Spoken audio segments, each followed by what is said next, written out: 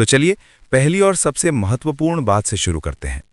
सबसे पहली बात है अपनी असली कमाई और जमा पूंजी को गुप्त रखना। इसे समझाने के लिए मैं आपको एक छोटी सी कहानी सुनाता हूँ। एक गांव में दो भाई रहते थे। दोनों शहर कमाने गए। एक भाई बहुत सीधा और भोला था। उसकी जब भी तरक्की होती या उसकी तनख्वाह बढ़ती, वो खुशी के मारे तुरंत फोन करके अपने चाचा ताऊ और गांव के रिश्तेदारों को बता देता। चाचा जी, मेरी कमाई अब दुगनी हो गई है। मामा जी, मैंने शहर में प्लॉट ले लिया है। उसे लगता था कि मेरे अपने हैं, मेरी खुशी में खुश होंगे।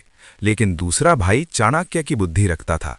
वो कमाता तो पहले वाले से ज्यादा था, लेकिन जब भी गांव आता तो पुराने कपड़े पहन कर आता।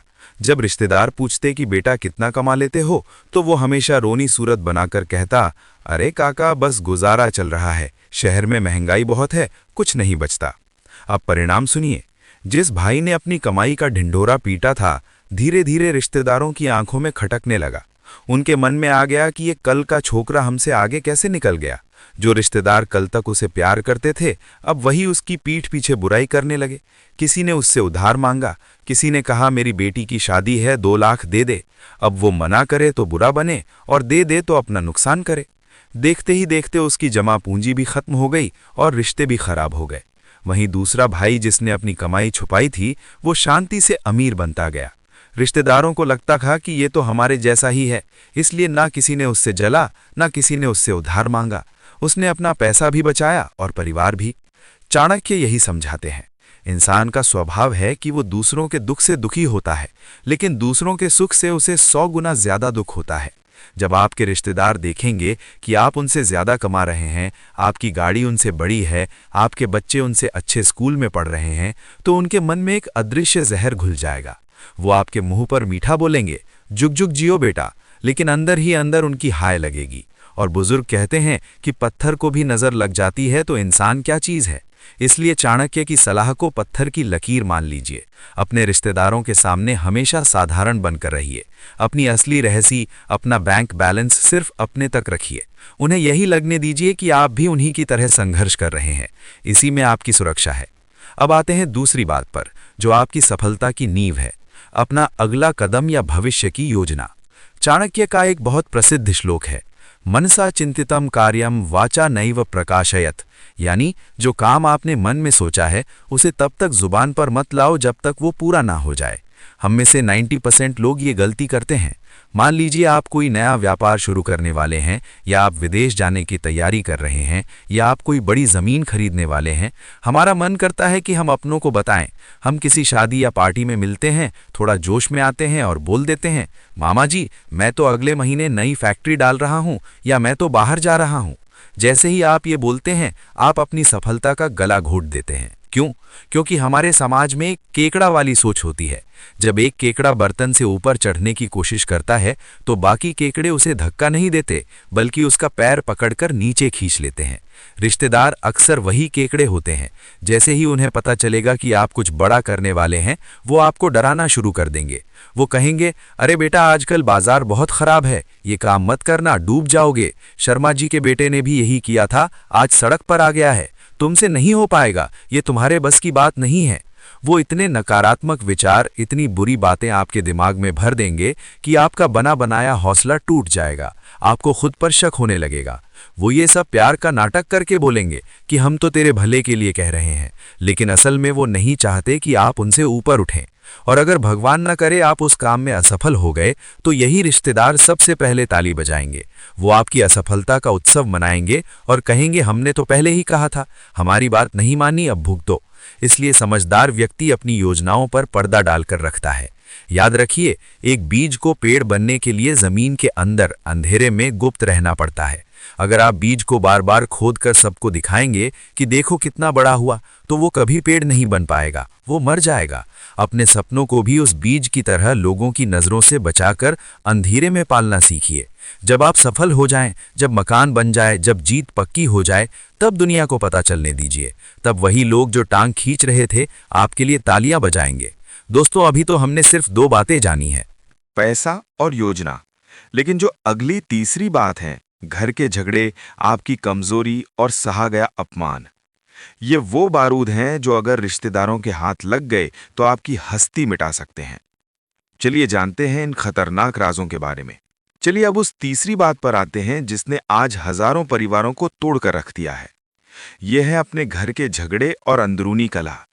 चाणक्य कहते हैं, मूर्ख है वो इंसान जो अपने घर का भेद दूसरों को देता है।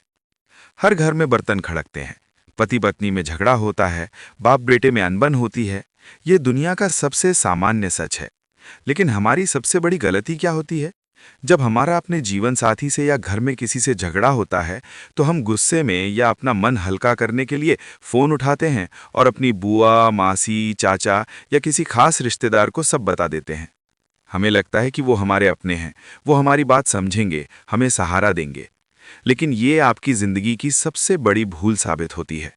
जरा सोचिए, जब आप उन्हें बताते हैं कि मेरी पत्नी बहुत लड़ती है या मेरे पति मेरा ध्यान नहीं रखते, तो उस वक्त वो आपके सामने बहुत दुखी होने का नाटक करेंगे।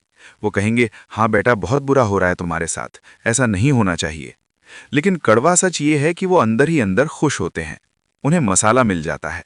जैसे ही फोन कटता है, वो आपकी बातों को नमक मिर्च लगाकर पूरे खानदान में फैलाते हैं।